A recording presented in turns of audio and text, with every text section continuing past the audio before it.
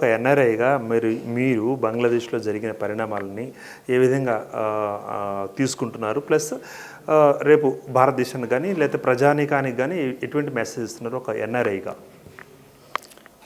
బంగ్లాదేశ్ది తర్వాత శ్రీలంకది, పాకిస్తాన్ పరిస్థితులు చూస్తున్నది.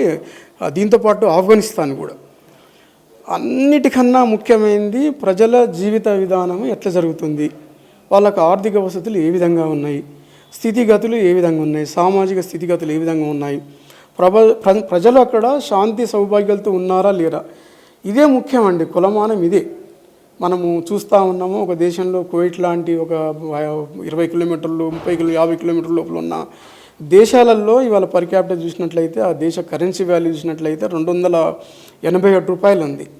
అదే మన దేశాలలో అటువంటి దేశాలు చిన్న చిన్న దేశాలు బంగ్లాదేశ్, శ్రీలంక, నేపాల్, తర్వాత పాకిస్తాన్, ఆఫ్ఘనిస్తాన్ లాంటి చిన్న చిన్న దేశాలు ఎందుకు ఆ స్థాయిని అందుకోలేకపోతున్నాయి?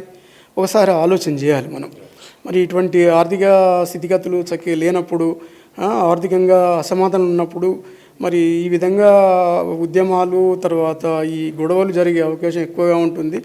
ప్రభుత్వ యంత్రాంగాలు ఎటువంటి ఆపద అపాయం ప్రజలని చక్కగా చూసుకోవాలి, వాళ్ళకు శాంతి భద్రత అందించాలి, ఆర్థిక స్థితిగతుల్ని చివరి మెట్టు దాకా అందాలి.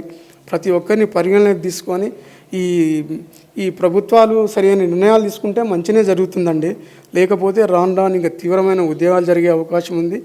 భారతదేశంలో అత్యధికంగా చొరబడుతున్నట్టు వ్యక్తులు ఎవరంటే ముఖ్యంగా బంగ్లాదేశీసు, తర్వాత పాకిస్తాన్లో ఉన్నటువంటి టెర్రరిస్ట్ మూకలు ఇవన్నీ జొరబడుతున్నాయి. మరి ఆ జొరబడడానికి కారణం ఏంటి, మరి ఎందుకు స్థితిగతులు ఏంటి, మరి వాళ్ళ ఆర్థిక పరిస్థితులు ఎందుకు దిగజారుతున్నాయి, ఈ విధంగా ప్రభుత్వాలు అక్కడ ఎందుకు ఆర్థిక ఎదగలేకపోతుంది, ప్రజల భాగస్వామ్యం అక్కడ లేనే లేదు. యాక్చువల్గా ప్రజల భాగస్వామ్యం ఎందుకు లేదు, ఇవన్నీ తెలుసుకోవాలి. ఆర్థికంగా స్థితిగతులను మార్చుకోవాలి, ఆర్థికంగా ఎదగాలి.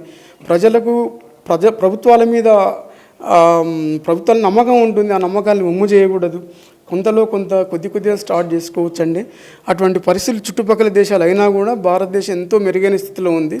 మన దగ్గర ఎటువంటి గొడవలు కాకుండా, ఉద్యమాలు కాకుండా ప్రజల్ని సమన్వయపరిచే గవర్నమెంట్ ప్రత్యేకమైన ఆలోచనతో ఇంటెలిజెన్స్ వ్యవస్థలు, భద్రతా వ్యవస్థలు ఏం జరగబోతుందో ప్రభుత్వాన్ని సమయానికి అందజేసి ప్రభుత్వంలో మన దేశంలో ఇటువంటి గొడవలు కాకుండా, అభద్రతా భావం రాకుండా మన దేశంలో ఉన్నటువంటి విభిన్నమైన జాతులు, విభిన్నమైన మతాలు, విభిన్నమైనటువంటి సంస్కృతులు ప్రతి 100 కిలోమీటర్లకు సంస్కృతి మారిపోయే మన దేశంలో అటువంటి భరించలేము, అటువంటి ఊహించలేము.